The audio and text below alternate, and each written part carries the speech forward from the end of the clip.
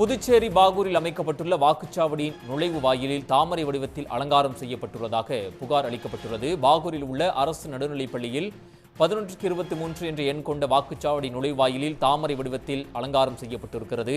தாமரை வடிவில் நுழைவாயில் அமைக்கப்பட்டுள்ளது குறித்து தேர்தல் அதிகாரிகளிடம் திமுக, கம்யூனிஸ்ட் கட்சியினர் புகார் அளித்திருக்கிறார்கள்.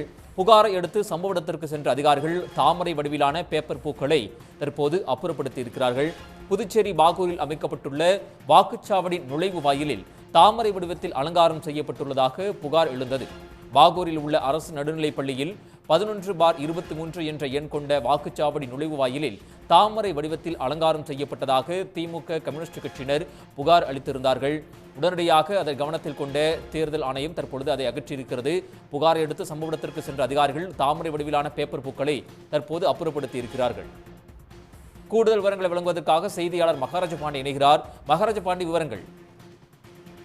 நிச்சயமாக புதுச்சேரியில் மக்களவை தேர்தல் நாளை நடைபெற உள்ளது. இதற்காக நேற்று மாலை 6 மணியுடன் பிரச்சாரம் ஓய்ந்த நிலையில் நேரிலேயும் சமூக வலைதளம் மூலமாக யாரும் வாக்கு கேட்கக்கூடாது என தேர்தல் துறை எச்சரிக்கை விடுத்துள்ளது. விதிமுறையை மீறி அரசியல் கட்சியினர் வாக்கு சேகரிக்கிறார்களா என்பது தீவிரமாக கண்காணித்து வருகிறார்கள். மற்றொரு புறம் வாக்குச்சாவடிகளின் வாக்குப்பதிவுக்கான முன்னேற்பாடுகள் தேர்தல் துறையினர் செய்து வருகின்றனர். குறிப்பாக வாக்குச்சாவடிகளின் வாக்காளர்களை வரவேற்கக்கூடிய பல்வேறு விஷயங்கள் இன்று காலை முதல் செய்யப்பட்டு வருகிறது.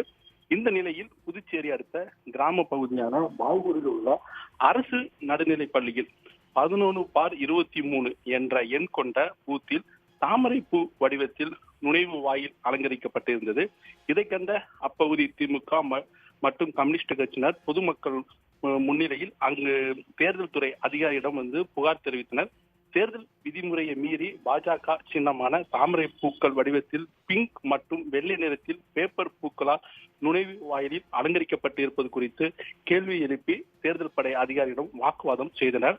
இதையடுத்து சம்பவ இடத்துக்கு விரைந்து வந்த தேர்தல் பிரிவு அதிகாரிகள் அங்கு அலங்கரித்து வைக்கப்பட்டிருந்த தாமரை பூ வடிவிலான பேப்பர் பூக்கள் அனைத்தையும் அப்புறப்படுத்தினர். பின்னர் அந்த பூக்களை அங்கிருந்து மற்றொரு அறையில் வைத்து பூட்டி சீல் வைத்தனர். இதனால் அங்கு பரபரப்பு ஒரு சூழ்நிலை ஏற்பட்டது. இது தொடர்பாக யார் உங்களுக்கு இந்த முன்னேற்பாடுகளை செய்வதற்கு அனுமதி கொடுத்தார்கள், எதற்காக தாமரை பூக்கள் பேப்பர் மலர்களை அமைத்தார்கள் என்பது குறித்து தீவிரமாக விசாரணை நடத்தி வருகிறார்கள். ஆனால் திமுக மற்றும் கம்யூனிஸ்டர் பொதுமக்கள் இது தொடர்பாக கடுமையான நடவடிக்கை எடுக்க வேண்டும் என்று தேர்தல் துறை அதிகாரியிடம் அவர்கள் கோரிக்கை வைத்துள்ளனர். உடனுக்குடன் செய்திகளை தெரிந்து கொள்ள சன் நியூஸ் பெல் ஐகானை கிளிக் பண்ணுங்க.